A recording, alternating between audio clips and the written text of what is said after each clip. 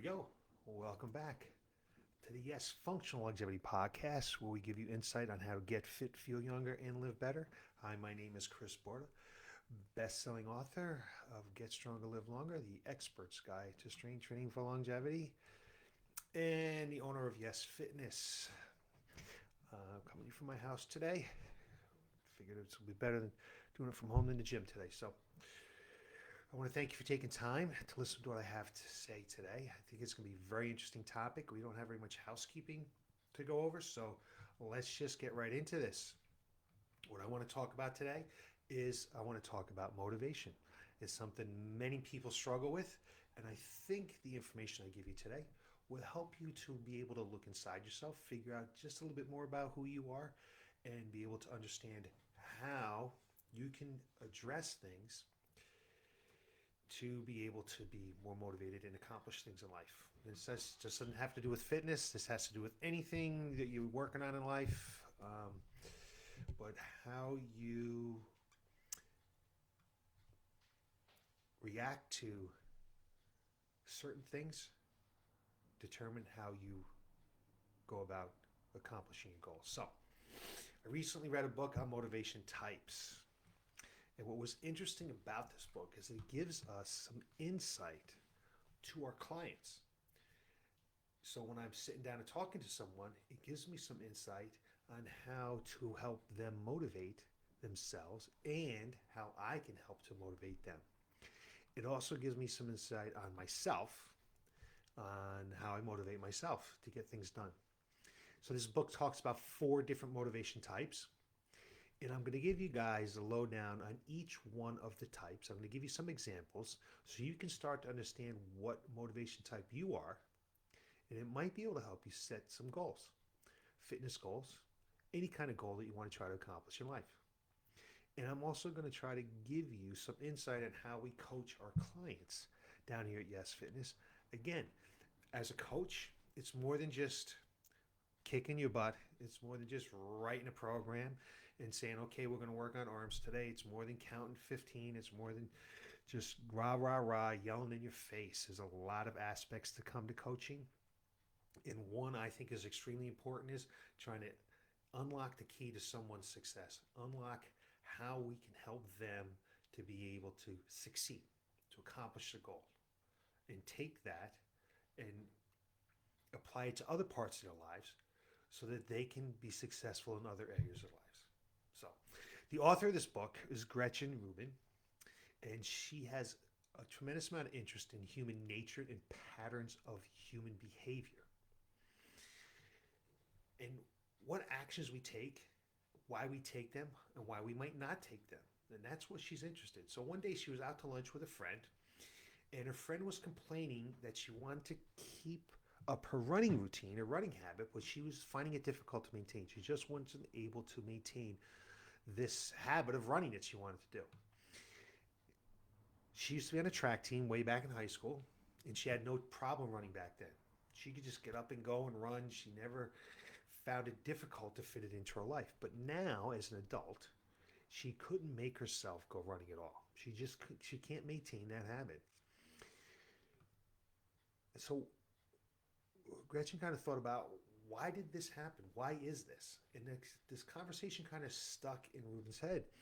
And the more she thought about it, the more she began to suspect that a bunch of habits people do or don't have, like being able to run with a coach, without a coach, needing a trainer, not needing a trainer, taking responsibility at work, or buckling down at authority, came down to a simple bedrock distinction that set people apart. And from this conversation, Ruben eventually designed a simple personality test based on one question. This one question is she based this whole premise on. How do you respond to expectations? So she thought about it, and thought about it, and thought about it, and she determined that how you respond to that one question, how do you respond to expectations, will tell you what your tendency is. So the book's called The 4 Tendencies. And the 4 tendencies, yeah, just 4 tendencies. Everybody's underneath this umbrella. 4 tendencies describe 4 different personality types based on responses to expectations, both internal expectations, things that you have on yourself, and external expectations, those expectations others have for you. And expectations are things that we act on or we don't act on them. So an example of an internal expectation would be, I want to lose 20 pounds. I want to work out 5 days a week. Something that you've decided that you want to do, and they put that expectation on yourself. An external expectation would be more like your teacher needs your paper by Monday, or your boss needs this report by Monday. Someone else is putting an expectation on you. Pretty simple concept to understand, right? Internal, external expectation. So what are the 4 tendencies that you came up with? The 4 ways that people meet expectations. This is what determines the tendencies. And the 4 different tendencies are upholders, questioners, obligers, and rebels. And the way each tendency generally responds to internal expectations is their tendency. And of course, how each tendency responds to expectation affects the way the tendency needs to be taken action. So give me 1 second here. I got to flip a switch on something here. Or we're going to get some noise in the background.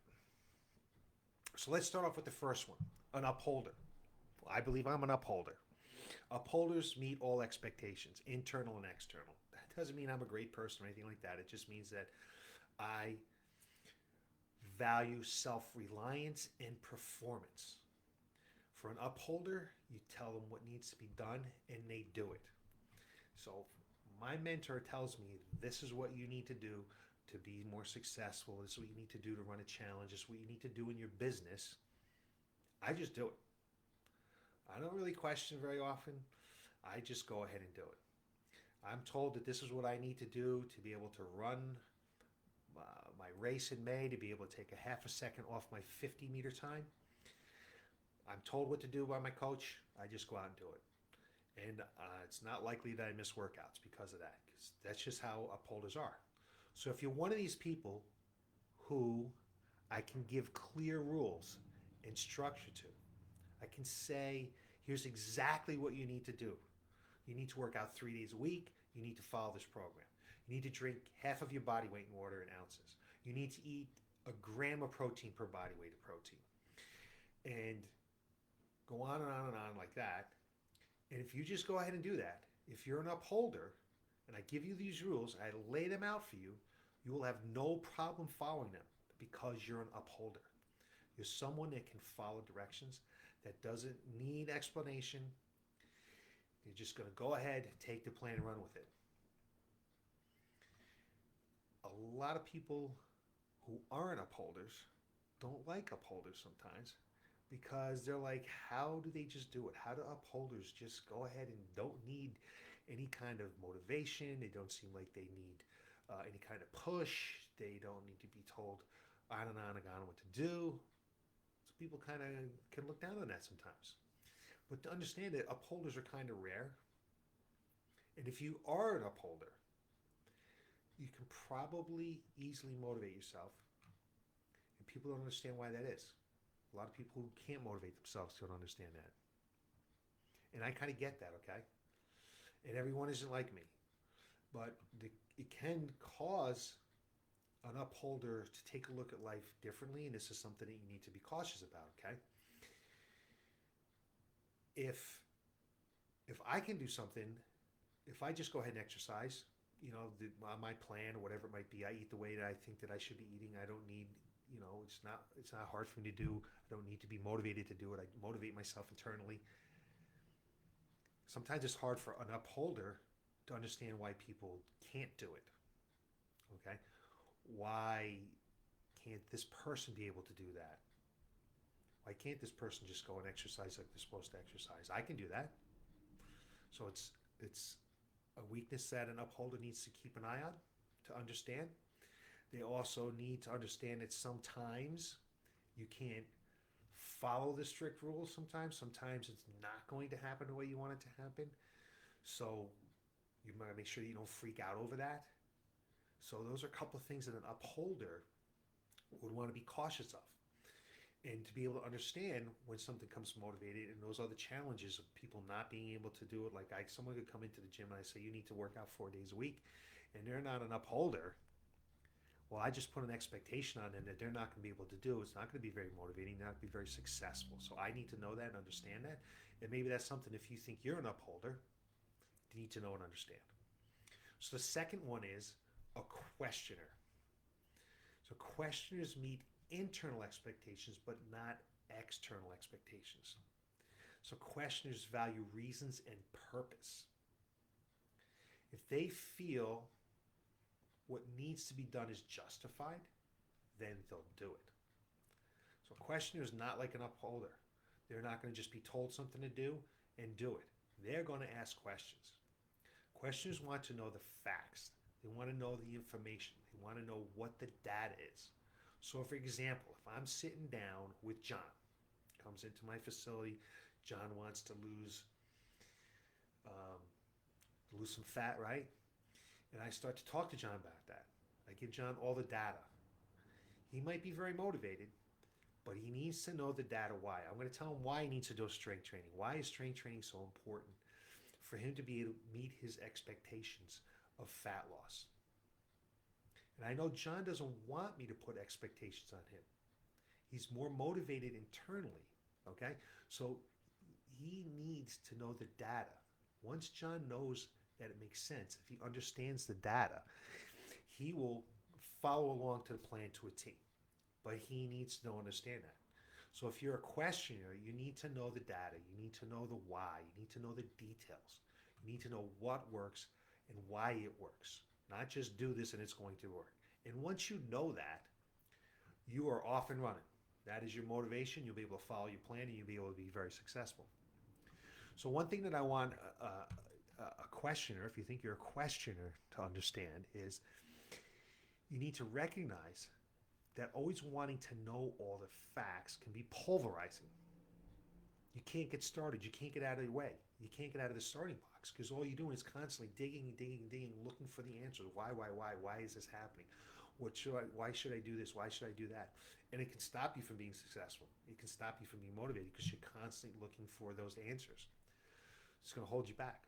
So that's a little area you need to realize that if you think you're a questioner, that this can hold you back. So the third one is, the third tendency is an obliger. Obligers meet external expectations, but not internal expectations. The complete reverse of the questioner. Obligers value teamwork and duty. They hold accountability to themselves because of something else. And they'll do it because of that.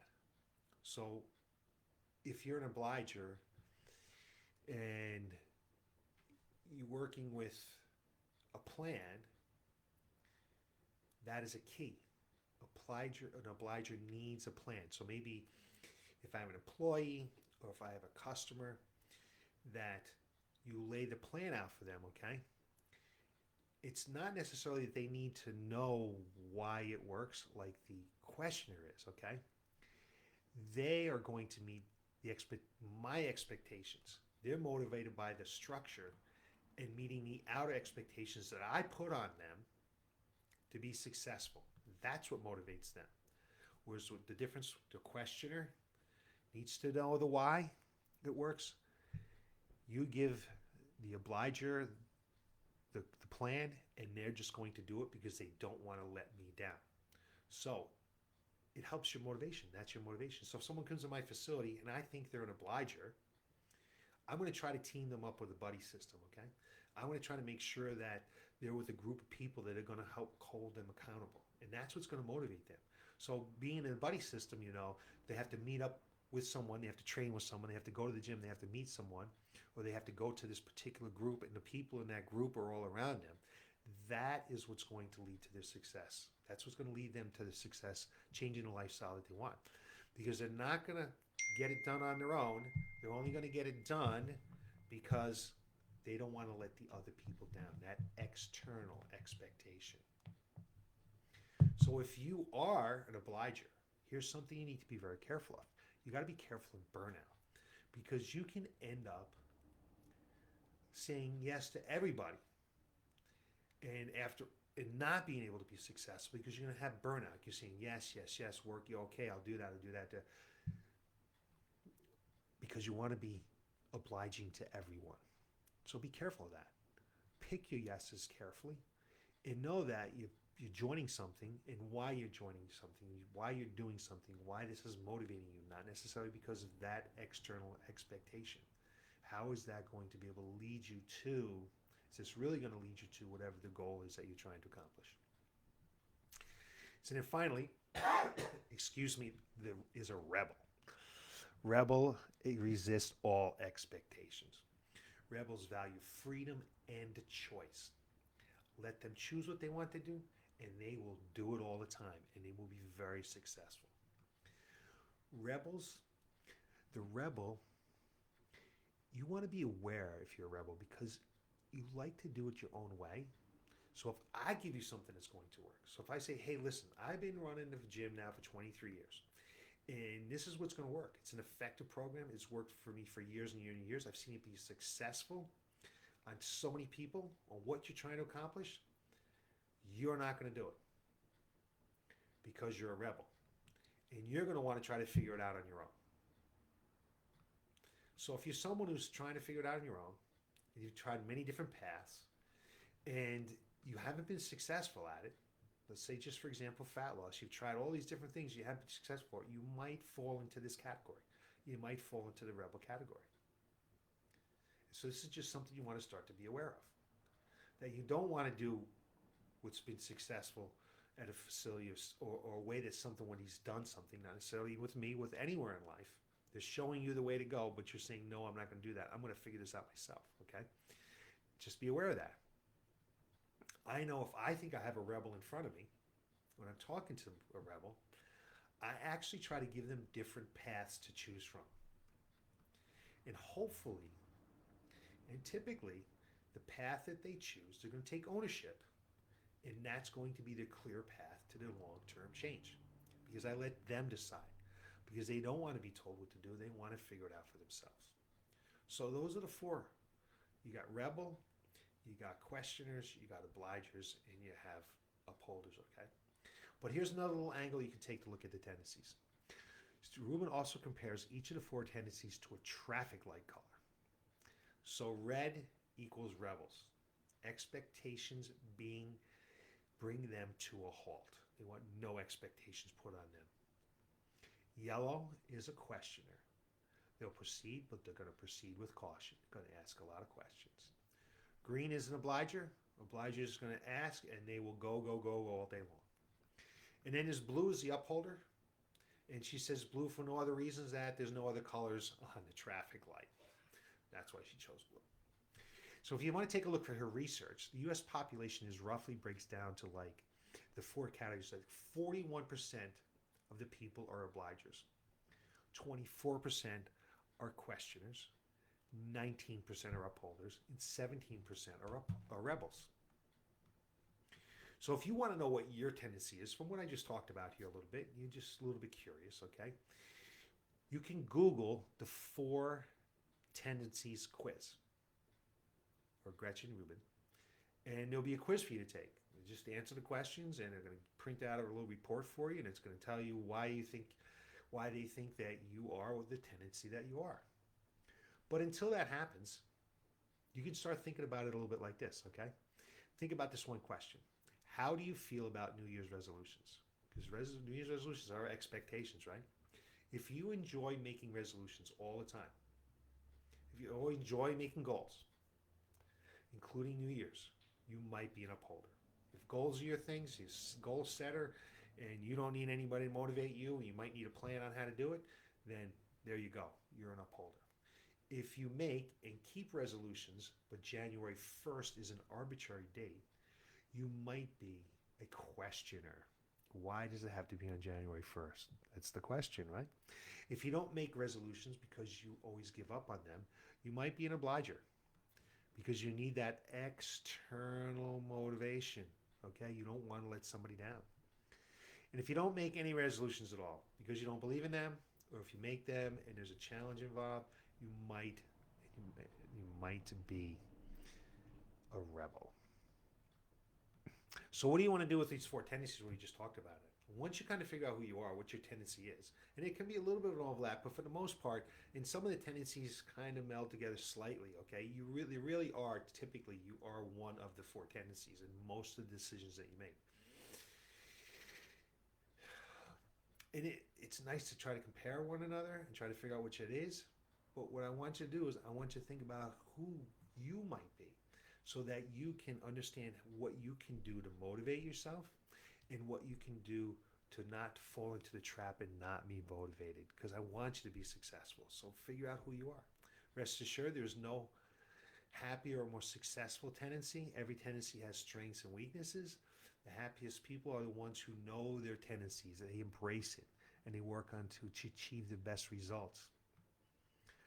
You might say, I'm an upholder, so it's great for me to be in my own business because I don't need to be motivated. I'm self-motivated, internal, external expectations. Someone tells me what to do, I do it. But there are tons of people who are successful in business that are obligers or rebels or questioners.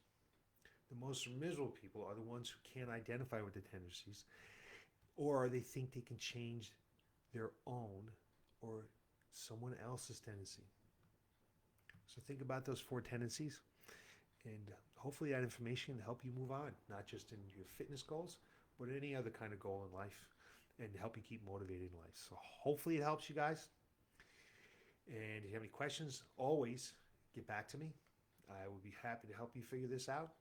The little quiz online, I took the quiz myself. I am an upholder based upon that quiz. But I think if you can figure this out and you really figure out what motivates you and how to be motivated, that it can be very powerful for you. Very powerful being successful in life. So again, thanks for watching. Thanks for taking the time. I hope this was helpful. And you guys have a great evening, and we'll see you next Tuesday. I'm going to give you more insight on how to get fit, feel younger, and live better. Thanks for watching.